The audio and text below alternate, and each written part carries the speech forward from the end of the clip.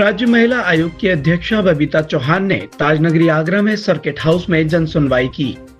इस दौरान राज्य महिला आयोग की अध्यक्षा के द्वारा पीड़ित महिलाओं की शिकायतों को सुना गया और बताया गया कि जन सुनवाई में सबसे ज्यादा मामले घरेलू हिंसा से जुड़े आ रहे हैं, जिनके निस्तारण के लिए लगातार प्रयास भी किए जा रहे हैं। बबीता चौहान ने पत्रकारों से मुखातिब होते हुए बताया कि जिम ट्रेनर के लिए भी अब शहर में महिलाओं को प्रशिक्षण दिया जा रहा है, जिससे कि इस क्षेत्र में होने वाली सारी आपराधिक घटनाओं पर अंकुश लगाया जा सके।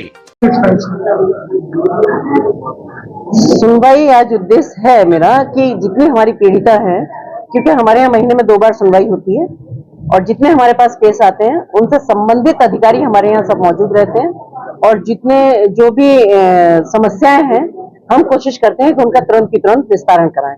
जो कोर्ट में केस चल रहे होते हैं उनका तो एक अलग मामला है कि क्योंकि वो कोर्ट पे ही छोड़ दिया जाता है। बाकी जो कोर्ट में नहीं है, जो पुलिस में है, जो पुलिस के द्वारा है या जो भी सेटिस्फाई नहीं है, तो उनकी हम पूरी मदद करते हैं और केसों का कोशिश करते हैं कि हम निस्तारण करें। जैसे अगर जैसे मैं लास्ट टाइम की बात बताऊं आपको कि मेरे पास 27 केस आए थे। जो पिछली बार मैंने सुनवाई की थी यहाँ 27 में से मैंने 19 केसों का निस्तारण हो गया हमारे यहाँ से और बच्चे 4 केस में से 3 केस बचे हैं, जिसमें से 1 केस उन्होंने वापस खुद ही ले लिया और 3 केस किए जिसमें 3 केस में कार्रवाई चल रही है। तो मैं समझती हूँ कि ये बहुत अच्छी हमारी पहल है कि जिनका इतनी जल्दी इतने केसों का निस्तारण किया जा रहा है।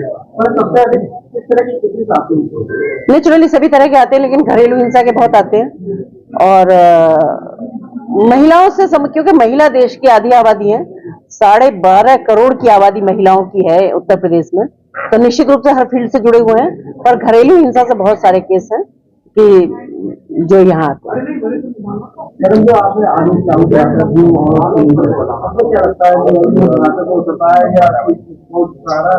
नहीं, देखिए उसमें बिल्कुल धरातल पे उतरेगा और उसका रिस्पॉन्स भी मिलेगा। एक्चुअली क्या है कि वहाँ जो वो चीजें थी, वहाँ अभी लोगों का माइंड ही सेट नहीं था कि हमें यहाँ महिलाएं भी रखनी चाहिए, तो हमने उनको थोड़ा टाइम दिया है। एक तो हमें प्रशासनिक तौर पे थोड़ा टाइम दिया कि उनकी काउंटिंग की जाए, काउंट किया जाए कि कहाँ कितने जिम है या कितने पार्लर है या कितनी चीजें। दूसरा ये भी है कि क्योंकि उनका माइंड सेट नहीं था, तो हो सकता है उनके साथ में ये प्रॉब्लम आ रही हो कि हम इसमें काम करने के लिए महिलाएं कहाँ से लाएं। तो इसके लिए हमने उनको थोड़ा टाइम दिया है और उसमें भी हमने उनसे कहा कि अगर उनको महिलाएं नहीं मिल पाती हैं तो उनको महिलाएं हम देंगे, क्योंकि हमारे पास बहुत सारी सोशल ऑर्गेनाइजेशंस ऐसी हैं कि जिनमें महिलाओं को प्रशिक्षण दिया जा रहा है। तो निश्चित रूप से जब ऐसी महिलाएं वहां होंगी तो वो आत्मनिर्भर भी बनेंगे, उनको काम मिलेगा, रोजगार मिलेगा और उनको भी हम सुविधाएं दे पाएंगे।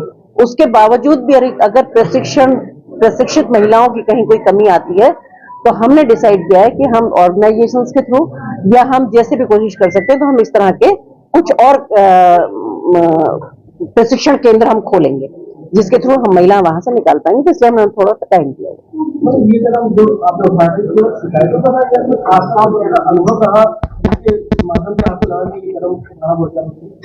देखिए शिकायतें तो है ही और आप ही जैसे लोगों के माध्यम से मुझे बहुत शिकायतें रोज मिलती हैं। ऐसा नहीं है, जिनके बारे में अगर बात की जाए तो आप सबने भी इतना बड़ा छापा, इतनी बड़ी बड़ी स्टोरियां उस पर लिखी हुई हैं, तो ये कोई नई चीज नहीं है और हम सब लोग सामाजिक लोग हैं। प्रैक्टिकली भी अगर देखा जाए तो ये चीजें।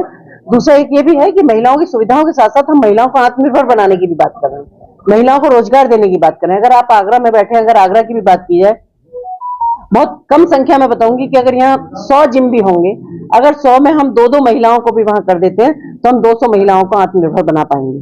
तो एक ये भी है। दूसरा ये है कि जिन महिलाओं को असुविधा है या जो महिलाएं नहीं चाहती हैं कि हम पुरुष ट्रेनर के साथ ट्रेनिंग लें, तो उनके लिए एक ऑप्शन के तौर पर भी वहां महिला उपलब्ध रहेगी। Thank you. राज्य महिला आयोग की अध्यक्षा के नेतृत्व में ये जन सुनवाई महीने में 2 बार की जाती है, जिससे महिलाओं से संबंधित तमाम मामलों को सुनकर उन्हें निस्तारण की ओर ले जाने का प्रयास तो किया जाता है, साथ ही महिलाओं को आत्मनिर्भर बनाने के क्षेत्र में भी लगातार कार्य किया जा रहा है। आगरा से अपने साथी उस्मान अली के साथ जावेद खान की रिपोर्ट।